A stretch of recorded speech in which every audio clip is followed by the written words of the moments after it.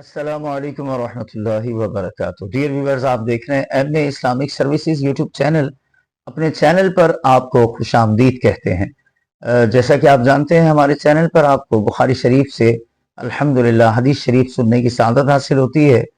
تو آئیے آج بھی بخاری شریف سے ایک حدیث پاک سنتے ہیں، جسے حضرت امام بخاری رحمۃ اللہ تعالی علیہ نے کتاب الجہاد میں روایت کیا ہے، اور اس کے راوی ہیں حضرت ابو بردہ رضی اللہ تعالیٰ عنہ، اور آپ فرماتے ہیں اخرجت الینا عائشۃ کساء ملبدا، فرماتے ہیں کہ ام المومنین حضرت عائشہ صدیقہ رضی اللہ تعالیٰ عنہ نے ہمارے سامنے ہمارے لیے ایک کمبل پیبند لگا ہوا نکالا۔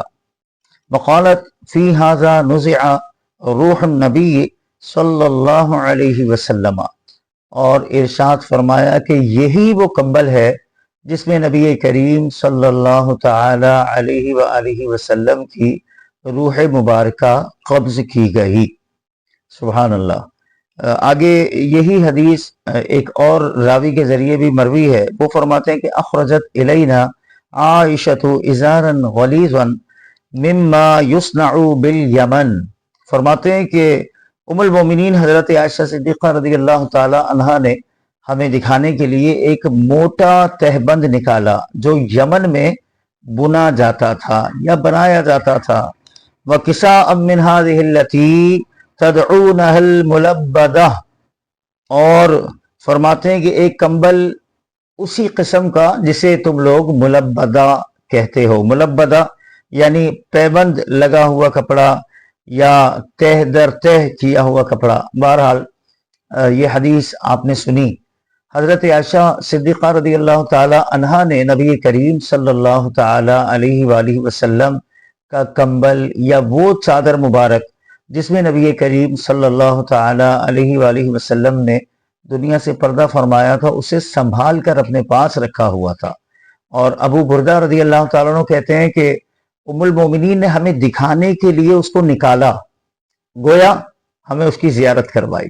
سبحان اللہ۔ یہاں سے یہ بات بہت اچھی طرح سمجھ میں آ گئی کہ امہات المومنین اور صحابہ کرام علیہم رضوان نبی کریم صلی اللہ تعالی علیہ وآلہ وسلم کی استعمال شدہ چیزوں کو بڑی حفاظت کے ساتھ بطور تبرک اپنے پاس سنبھال کر رکھا کرتے تھے، اور موقع بہ موقع دیگر حضرات صحابہ کو اس کی زیارت بھی کروایا کرتے تھے۔ الحمدللہ، اللہ کریم جل شانہ نے ہم اہل سنت کو یہ شرف بخشا ہے کہ ہم صحابہ اور اہل بیت کے طریقے پر چلتے چلتے آج ہمارے یہاں بھی یہ رائج ہے کہ نبی کریم صلی اللہ تعالی علیہ وآلہ وسلم کے کہیں منہ مبارک کی زیارت کروائی جاتی ہے، کہیں نالین پاک کی زیارت کروائی جاتی ہے، کہیں دیگر تبرکات کی زیارت کروائی جاتی ہے۔ تو بات یہ ہے محبت کی، جس سے محبت ہوتی ہے اس کی ہر چیز سے محبت ہوتی ہے، اور جب آدمی کسی سے محبت کرتا ہے تو پھر اس سے نسبت رکھنے والی ہر چیز سے محبت ہو جاتی ہے۔ اللہ کریم جل شانہ کی بارگاہ میں ہم دعا کرتے ہیں کہ اللہ پاک ہم سب کو نبی کریم صلی اللہ تعالی علیہ وآلہ وسلم کی سچی اور کامل محبت عطا فرمائے۔ ویڈیو کو لائک کیجئے گا، دوستوں میں شیئر بھی کیجئے گا، اپنے کمنٹ سے بھی ہمیں نوازیے گا، چینل کو سبسکرائب کرنا نہ بھولیے گا۔ انشاءاللہ دوبارہ حاضر ہوں گے ایک اور حدیث پاک کے ساتھ، تب تک کے لیے اپنا بہت خیال رکھیے گا۔ فی امان اللہ۔